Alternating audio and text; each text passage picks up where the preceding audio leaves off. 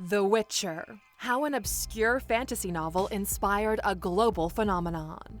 Welcome to Alux.com, the place where future billionaires come to get inspired. If you're not subscribed yet, you're missing out.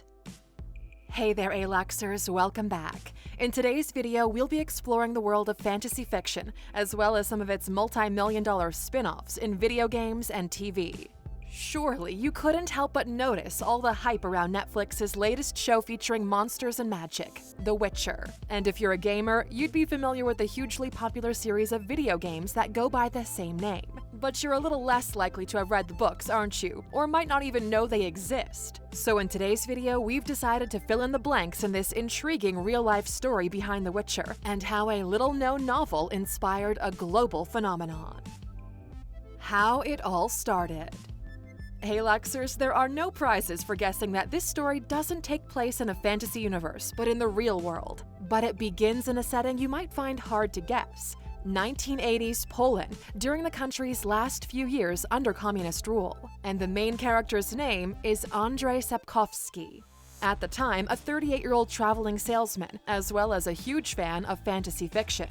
So when a Polish fantasy and science fiction magazine launched a story writing competition, he decided to give it a go, basing his story loosely on a Polish folktale about a shoemaker who slays a dragon. Except the shoemaker was upgraded to a professional monster hunter with supernatural powers and all-around badass meets knight in shining armor, Geralt of Rivia.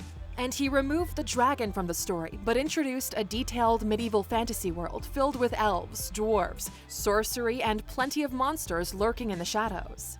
Sapkowski won third place in the competition, but much more importantly, the story soon gained a large following in Poland, with readers demanding more stories, and in a little over a decade, Sapkowski had written an entire 5-novel saga.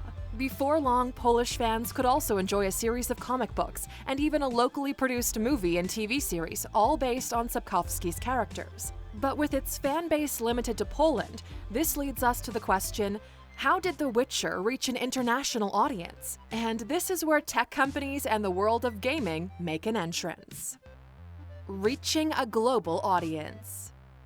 By the early 2000s, with Sapkowski's novels now being very well known in Poland, the country also had a tech industry that was ready to take off, and it wasn't long before local gaming studios saw the potential in developing The Witcher into a video game. In 2003, Warsaw-based developers DC Projekt Red approached Sapkowski with exactly this in mind.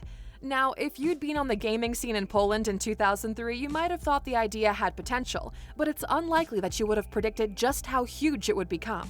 And there was one person who was especially skeptical, and that was Sapkowski himself, partly because, to put it lightly, he's never been a fan of video games. So when DC Projekt offered him a cut of the royalties, he declined, insisting they pay him a one-off sum, which turned out to be just under $10,000. Hey Luxers, if you know anything about the world of gaming, you'll know more or less what happened next. But any non-gamers among you might have some burning questions, which we can answer here pretty quickly. Did The Witcher break out beyond the Polish market to international success? Yes, on a spectacular scale. And did Sapkowski regret his decision not to take royalties as payment? Also a resounding yes, but more on that later. The first Witcher game, released in 2007, created a buzz right from its release, with positive reviews. And while a bit of a slow burner, it didn't take long to become a huge commercial success. Its follow-up, The Witcher 2: Assassins of Kings, upped the game in both reviews and sales, but it was the third Witcher game that really stole the show. Released in 2015, Witcher 3: Wild Hunt sold 4 million copies in its first 2 weeks after release and was given the title Game of the Year by numerous gaming sites and magazines. Between them, the 3 Witcher games have sold more than 40 million copies and have grossed $250 million.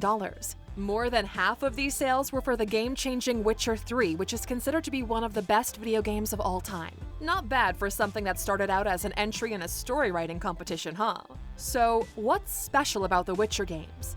While their graphics and combat scenes have been singled out as pluses, their real selling point is the level of detail and dark fantasy world that the player becomes immersed in and is invited to explore, as well as asking gamers to make choices in which there's a blurry line between good and evil, and even minor decisions have consequences further down the line. And it's unlikely that this amount of detail could have been created without the inspiration of Sapkowski's source material.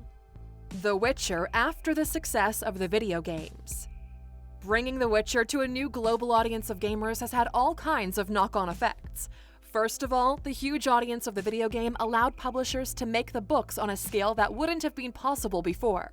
When the first video game was released in 2007, none of the books had been translated into English, but nowadays they're published in 20 languages, with sales of over 30 million copies, as gamers all over the world are keen to explore the Witcher universe in more depth.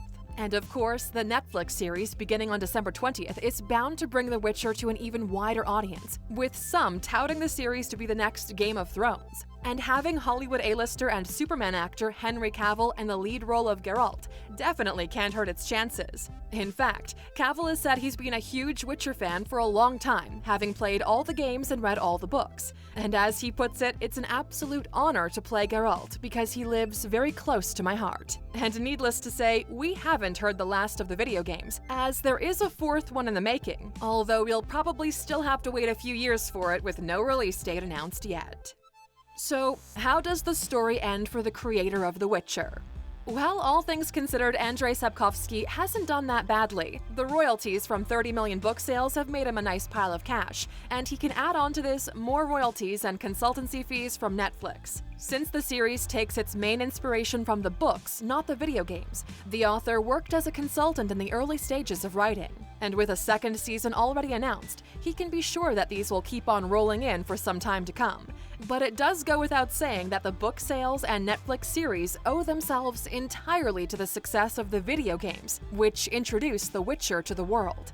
But this still brings us back to Sapkowski's decision in 2003 to accept a one-off payment, and to say he's been kicking himself ever since would be a massive understatement. Considering the fact he took a one-off payment of $10,000 for a series of games that have since made $250 million, I think any of us would be doing the same. And it was this frustration that lay behind the decision to file a lawsuit against Projekt Red in 2018, demanding royalties of $16 million from them, as he claimed the agreement only covered the first game. The dispute was settled out of court, with Projekt Red giving Sapkowski an undisclosed sum. This is almost certainly less than what he had asked for, but still enough to allow for an amicable working relationship on future Witcher games. And finally, what does Sapkowski actually think of the video games? Truth be told, we can't say he's a huge fan. Aside from the lawsuit, he's repeatedly said in interviews that he dislikes video games, even stating he has no interest in killing Martians on a screen, and he'd much rather play cards or drink vodka. But if you happen to be a fan of the games and end up in an unlikely situation of getting into a conversation with the creator of the Witcher universe, what do you say to him? Hey Luxers, we can't tell you what to say. Whatever you do, just be sure not to congratulate him on his great book adaptations of the Witcher games. We can tell you this because he apparently gets asked this a lot. Yes, he's tired of explaining the books came first, and no, he doesn't respond politely to it. But to be fair, he also says if fans ask him to sign a copy of a video game, he's happy to do it, as he still appreciates Witcher fans. And while he definitely isn't a gamer himself, he has admitted the games are very well made. What can we learn from the success of The Witcher?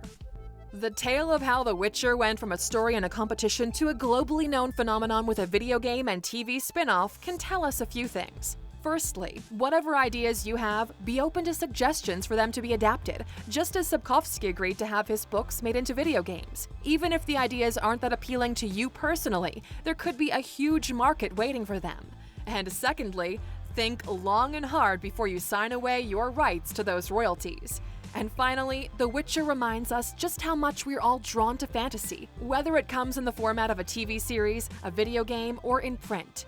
With Netflix's The Witcher just released onto our screens, only time will tell whether it joins the likes of Star Wars, Marvel, DC, or The Lord of the Rings, Harry Potter, or Game of Thrones, as all of these screen favorites are set in magical universes too.